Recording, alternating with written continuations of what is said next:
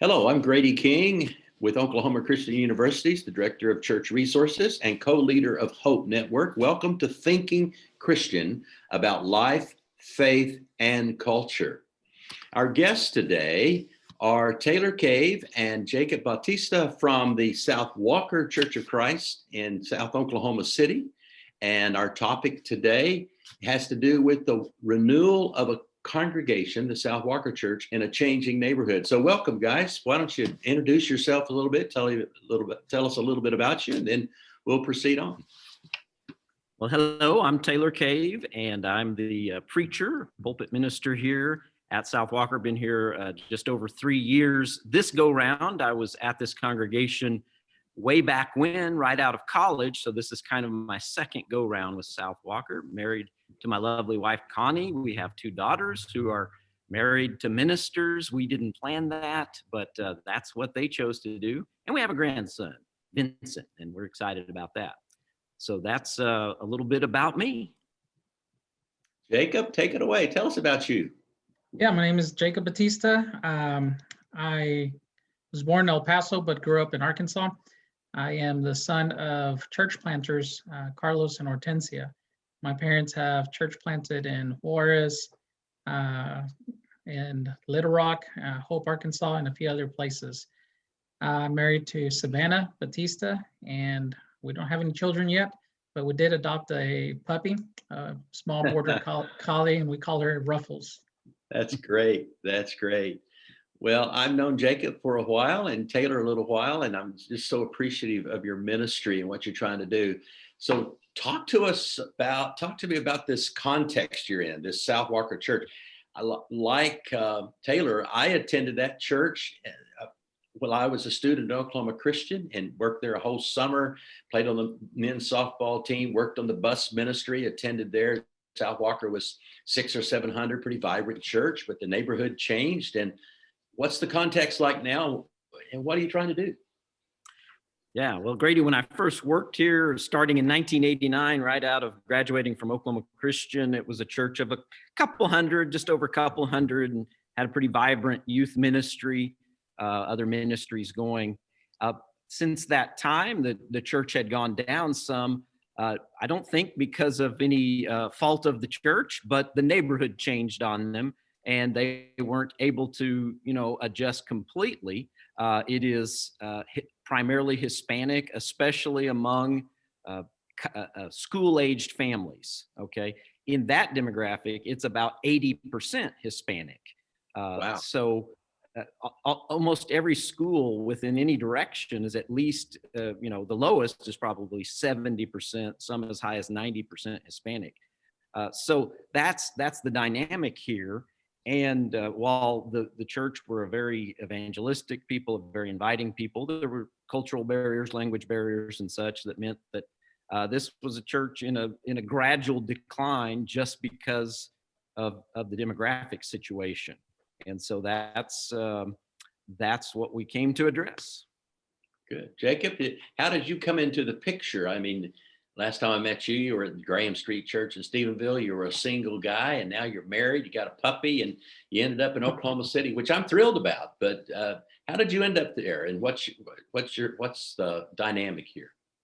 God works in mysterious ways, and He was definitely intentional with my life. Like I mentioned, I grew up church planting and being part of a Spanish-speaking congregation, and growing up in youth groups and going to youth conferences in Spanish, I soon realized that many Latinos do not stay in congregations, and a lot of it has to do with a cultural difference.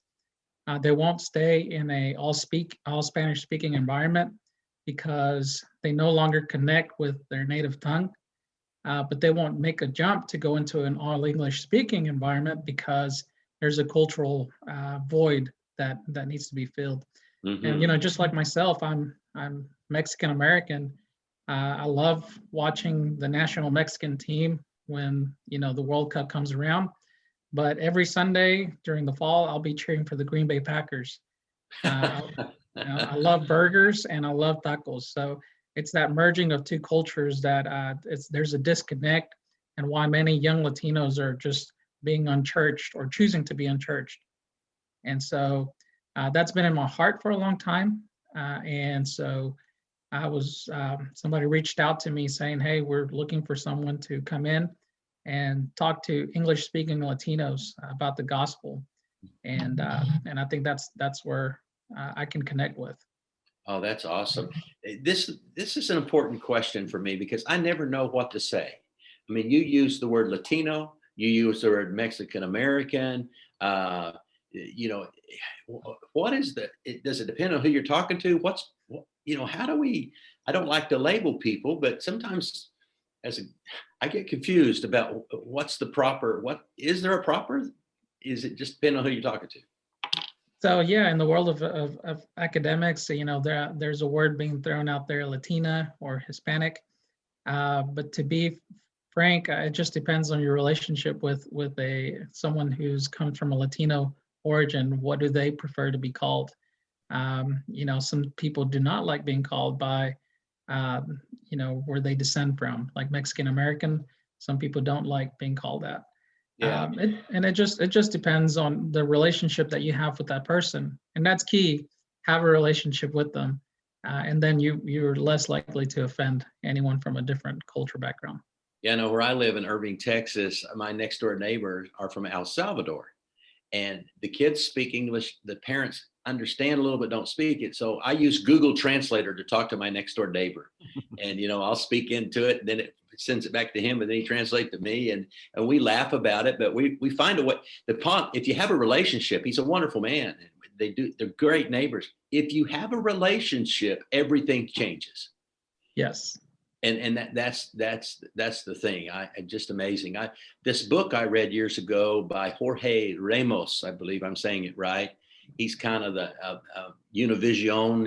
He's kind of the newscaster there. He wrote a book called The Latino Wave, coming to the United States, that it's not going to slow down, and that from a spiritual perspective, we have an incredible opportunity. So talk to us about this renewal at South Walker, given 80% of your neighborhood is now Hispanic. What are you doing? I mean, what is the... Right. Well, so I wanted to, sorry, I'm moving around, but I wanted you to see little things that we're doing to address it. And as Jacob explained, our primary focus is on what we describe as second generation Latino people. In other words, born in the U.S. or primarily, maybe they were little when they came here, but primarily educated in the U.S. So they're real comfortable with speaking English and American culture, as Jacob explained, and yet their parents might speak Spanish in the home. And so that's who we're really focusing on and targeting. Of course, we also understand that they can be a bridge between the generations. The first generation that is maybe exclusively Spanish speaking, and then the third and the fourth and subsequent generations who may lose their Spanish language and Hispanic culture altogether. Just like I have some, some German blood or whatever in me. I don't speak German. I don't know anything about it. I don't hold on to that because it's too far back there. Well, that's going to happen with later generations, but we believe the second generation can really be that bridge. And so they play an amazing evangelistic role in reaching their parents' generation, their grandparents' generation, and then the younger as they come in. So I'll just show you real briefly things we've done is, of course, you see the flags here that represent the nations that we're trying to reach. Up front is the U.S. flag, because again, we are primarily targeting people that were born in the U.S. but happen to be of Hispanic origin. And then right up there, Mexican flag is very prominent because that's where most of the people in this neighborhood come from. But then we have a lot of Central American. Probably the second highest demographic in our neighborhood is Guatemalan, okay? And then you see other Central American. And then we snuck a Brazil flag in there because that's where I worked as a missionary for 10 years. And so that's part of my contribution to this vision, is that I came at it with a missionary's eyes, even though mine was a different language, but I'm getting better at Spanish, I hope, every day, and I can certainly understand it. I'll show you one more thing, Grady, and then I'll let Jacob tag in on this. Jacob might get a little noisy with the cars going by. Jacob's a very talented artist, and so he's helped us with our signage. And here's something we did to integrate these cultures. Okay, so if you can see there, I guess it's going to be backwards to you, maybe is. No, I see it. But you got South Walker Church of Christ, a church para todos, a church para todos. So we mixed the languages a little bit. I'll go over to the other side. Una iglesia for all. Okay. And so that's, you see what we did there? You get it? Yep. So that's, and we've had comments from the neighbors right over there. Oh, I like how you mix the languages, you know, because that's the reality of, especially the second generation. They speak, you know, people joke about Spanglish. Well, it's a thing. It's, you know, they're speaking in Spanish, and then a topic that's uniquely, you know, a word that's uniquely English comes in there, and they switch to English, and then it's back to Spanish. So that's the world they live in. So we tried to do a little thing there to address that. I'll let Jacob take over. I'm going to move because the baptistry pump has kicked on, and that's all you'll hear if I stay in the auditorium. So I'm going to go back to my office. Jacob? So yeah, one of the keys is to love people where they're at. And there's a lot of people, just like me, living in between cultures, living in the hyphen of the Mexican American. And that is a reference to a book called A Future for the Latino Church by Dan Rodriguez out of Pepperdine. And so basically there's a lot of significant people, and I call them bridges. The second and third generation of an immigrant family will be the bridge into the next culture, or the holistic culture. And one of the things that we're targeting is to be able to reach out to them so that they're able to make connections to both their Spanish speaking parents and continue their faith through into the English speaking environment. And so that's the key of component. We're trying to meet people where they're at, love them where they're at, and where they're at is bicultural or multicultural. And that's exactly what we're shooting for here. So you've done a good job of blending. So this new vision is reach second generation Latinos, Hispanics, however we want to say that.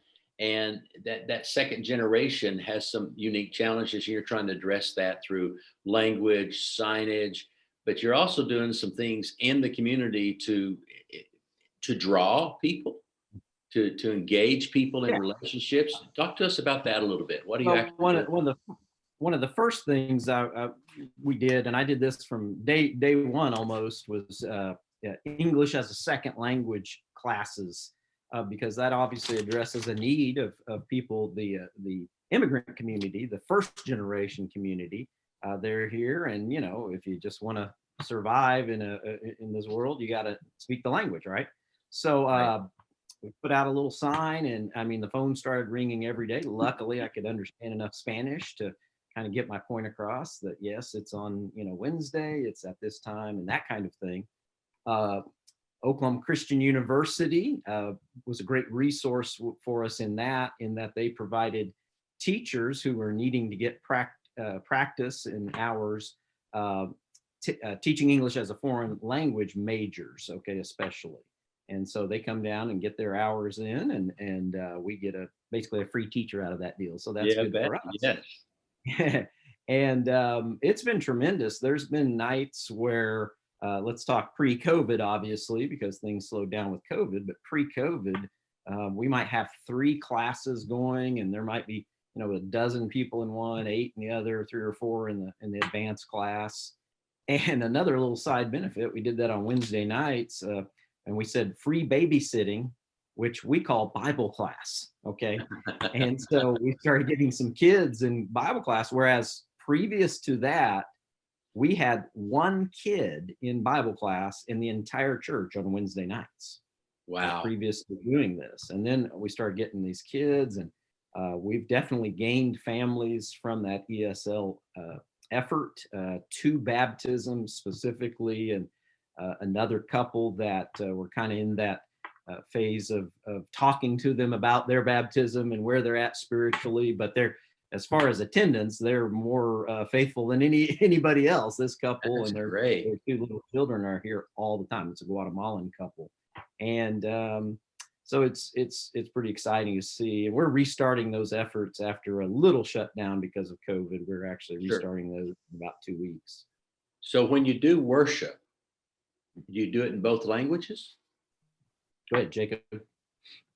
So no, we don't want to be a bilingual congregation, which is what's also a trend or something that congregations gravitate towards, trying to cater to both the Spanish and English. So a bilingual congregation will say a phrase in English and then repeat the same thing in Spanish. To someone who's bicultural like I am, or bilingual like I am, that is very it stresses the mind. It's And frustrating. yeah, it's frustrating, because you're hearing the same thing twice essentially, and it makes a worship service kind of tiring, because you're focusing twice as much on what's being said. Right. So what we've taken upon ourselves to do is to just have a predominantly English-speaking service, with hints or indicators that all cultures are welcome. We will read scripture in Spanish. We'll do one song in Spanish. Communion will have words being said from the pulpit or from the table, and then we'll display on the background the Spanish verses to those. Taylor has done a fantastic job at whenever he's putting an illustration, the same illustration will translate to Spanish, or throw in the indicators in there of what's equivalent would be in Spanish. He was talking about in a series about Mr. Rogers and the neighborhood. Well, we have an equivalent about a neighborhood program TV show called El Chavo del Ocho. And he made sure to put it in there, and so Latinos can identify with something similar in the Spanish world.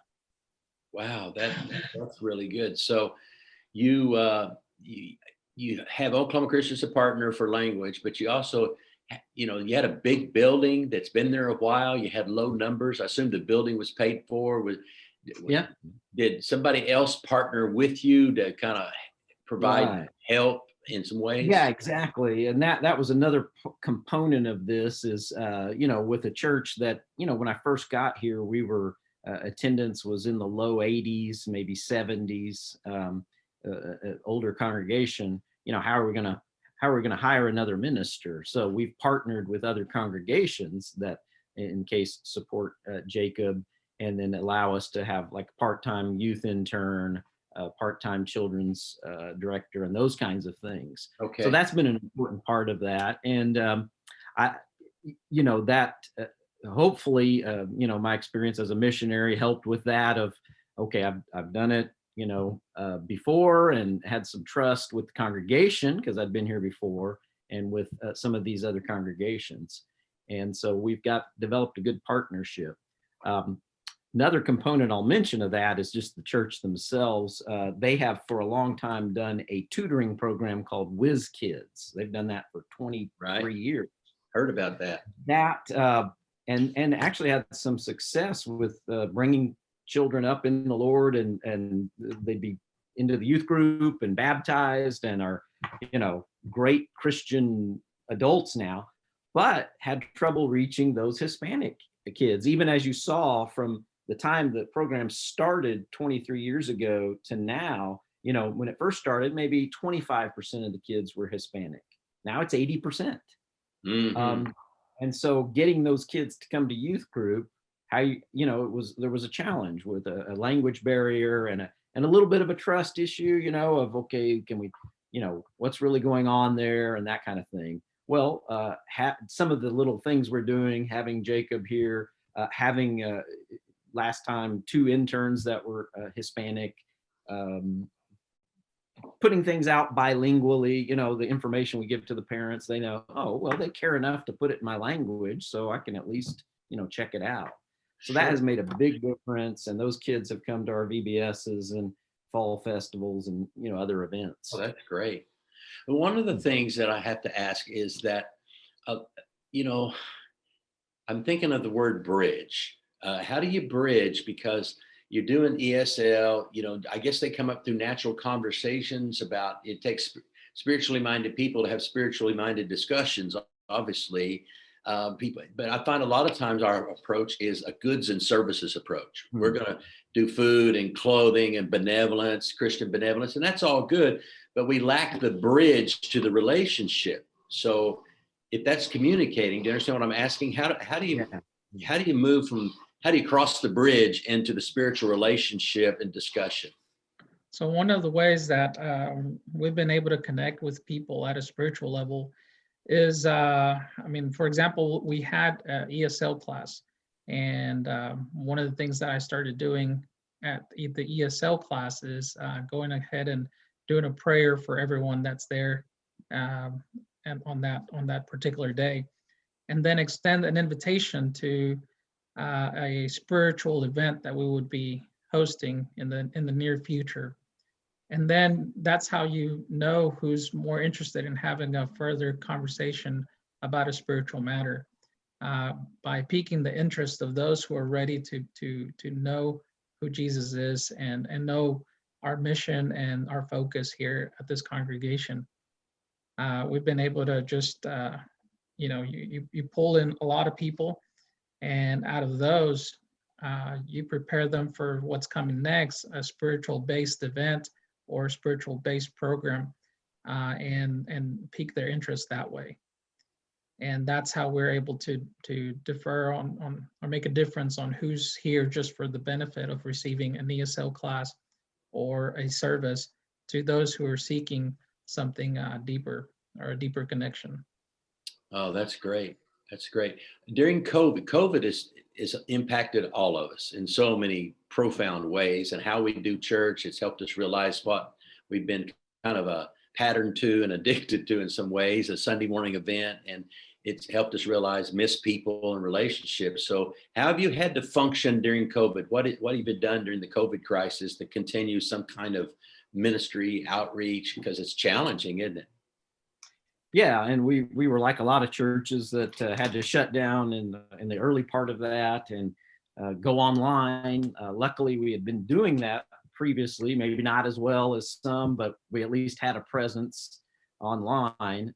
Jacob and Savannah being here helped a lot with that, because he's a real expert in technology and has some good video equipment and things. So we improved that vastly. So those first few weeks of being online, it was kind of the Jacob, Taylor, and Savannah running the thing from the sound booth. That was it. That was the only people in the building, at least initially. And so getting that online presence, and then, among the elders and ministry staff, we, did something that I'm sure other churches did, just kind of take the directory and let's divide it up. And let's call these folks and let's connect with them, make sure everybody's doing okay. And then certainly using other technology tools that can send out mass texts and emails to let people know what's going on, and that they can communicate with us and vice versa using social media. Sure. Yeah.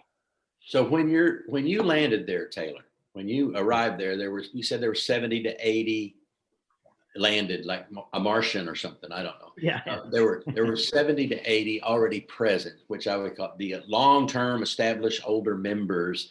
How have they received this new direction, this new vision? Are they on board, your elders? Well, that's a big part of it. And I mentioned the tutoring program. I think that helped a lot, because like we said earlier, relationships are so key, that if you know someone, you're not just putting a label on them. They're your friend. They're the kid you mentor. They're the kid you tutor with, So there's a relationship there. And that happened, like I said, the percentage of Hispanic families in the neighborhood grew slowly until now it's the predominant group. But our church is used to that, because that we live here or we worship here. And so there's not any big issues of any kind of discomfort about that. And so when we explained the vision, and it just makes sense. If you say you're going to try to reach your community with the gospel, and your community is 80% Hispanic, it kind of makes sense. Okay, we need to think about that. And what does that look like? And then as we further explained, it doesn't just mean, okay, we'll hire someone who speaks Spanish and we'll give them a little room down the hall and they can do Oh, little, yeah, that's know, yeah, they can do little Spanish speaking church there, which that happens unfortunately in a lot of our churches. And they're kind of down the hall there and we wave at them and but we explain we want to be united from the get-go. We are united in worship. It's predominantly English with, as Jacob said, indicators, or we might say a Spanish speaking flavor, a Hispanic flavor to it.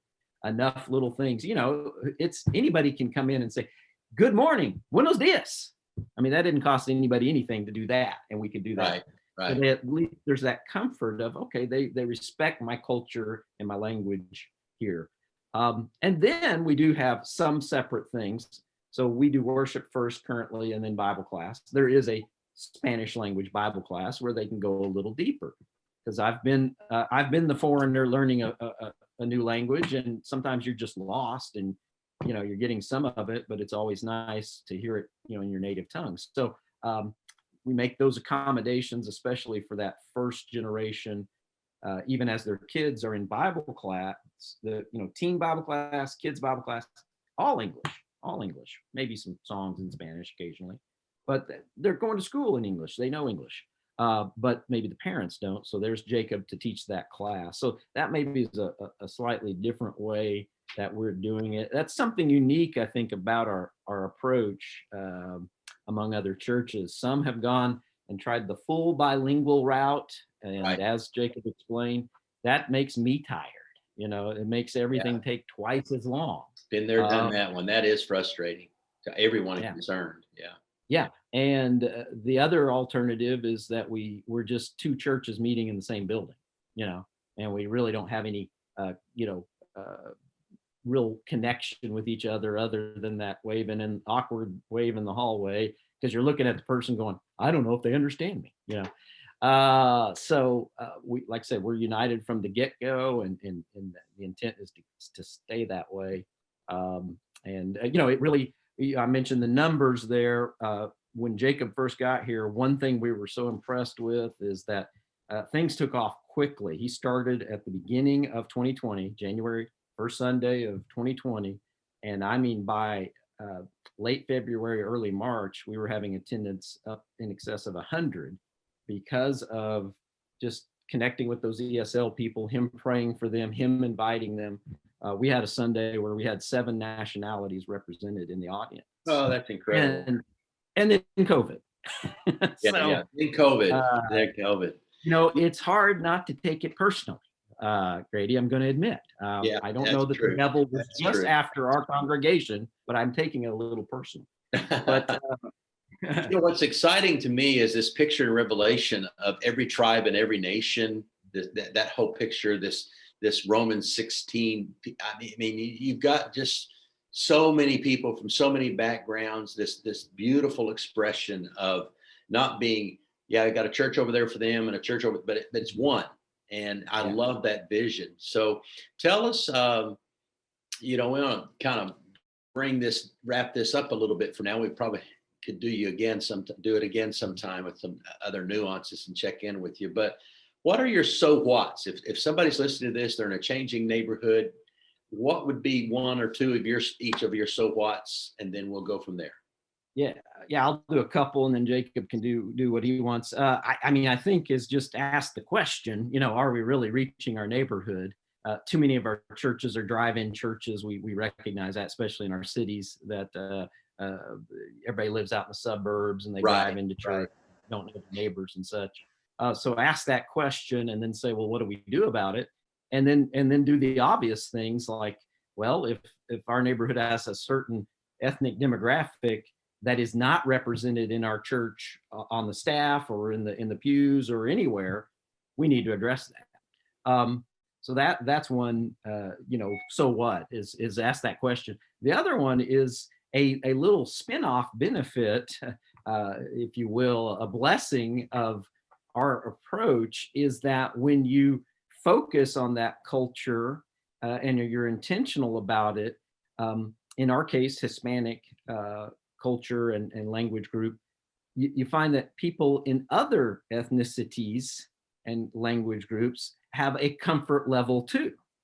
And Jacob mentioned the book. I'll just show the cover there. Dan Rodriguez is A Future for the Latino Church. He did some research on some churches that had done this, not Churches of Christ. We're among one of the only ones doing it in Churches of Christ, but out in California, other places, some groups that had done this. What they found is, okay, they're targeting maybe second generation Hispanics. All of a sudden, people from other ethnicities started showing up. And I suppose that's just a, hey, there's more than just white people in this audience. There's people that have a skin tone more like mine, I think is what was going on there. And I don't know if it's because of that, but our most recent baptism was a young man of Laotian descent. Okay. He's second generation. He was born here. He speaks English. I asked him about he and his sister. They don't even, I sent her, I Google translated a greeting to them, and she go, well, we don't read it, we just speak it. So, right. And so they're living that second generation experience. But I just wonder about those things. I think that's another little thing that can happen as you start to bridge that gap. Oh, cool. That other folks will come in. Yeah.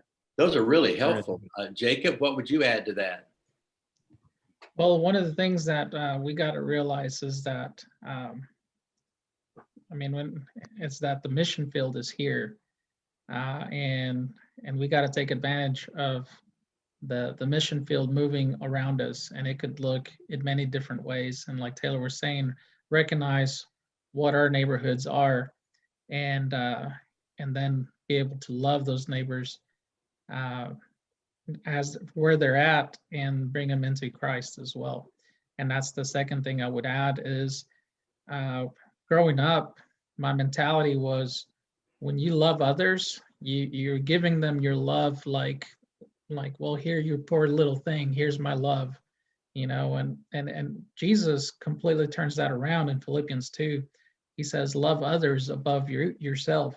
So make others more important than you are. And that's a concept easier said than done, but it's definitely relevant when it comes to missions, especially around your neighborhood. It's really easy to reject somebody else's culture because you can't identify with that, and sometimes it becomes threatening. Sure. To yourself. It's like, well, it's really easy for a Latino to say, well, we'd rather be over here in the back room where nobody will, tell us how to live our life differently from our culture. But when you start loving people above yourself, above your own perspective, then that's how you're able to accomplish kingdom work, and being able to all worship the same God with a multicultural heart and a multicultural voice. I love your vision. I love your work. I give you such respect for you. I can tell that your energy and your life, both of you are just so excited about doing this. And not that you don't have down days, but it's challenging, but it's exciting kingdom work on the front edge of the kingdom. And thank you for doing that. If people wanted to get in contact with you to have further discussion, what's the best way to contact you guys? Well, you can look up South Walker Church of Christ on the internet or Facebook. You can call us at 632-1777, 405 area code. And we'd love to connect with anyone who's interested in learning more. We hope by doing this that it can be something that other churches, especially in cities, especially in changing neighborhoods, can kind of get a hint of, okay, that works. Yeah, because it is working. All indications were before COVID that it was really working. In fact, I asked Jacob one day, have you ever seen this kind of receptivity anywhere you've worked? And he said, no, not in Mexico, not in Arkansas, not anywhere. There was this, people were coming through the door like crazy. So we still have contacts. It's not as much because of COVID, but we think soon we'll be getting that back. Good, good. Well, thank you for joining us today, Jacob and Taylor. We appreciate it. This has been Thinking Christian about life, faith, and culture was kind of our topic today. And we'll be doing more of these. And we pray that you'll have a blessed day and benefit from this and share this with friends that are living in changing neighborhoods that are gospel driven. God bless you. Thank you.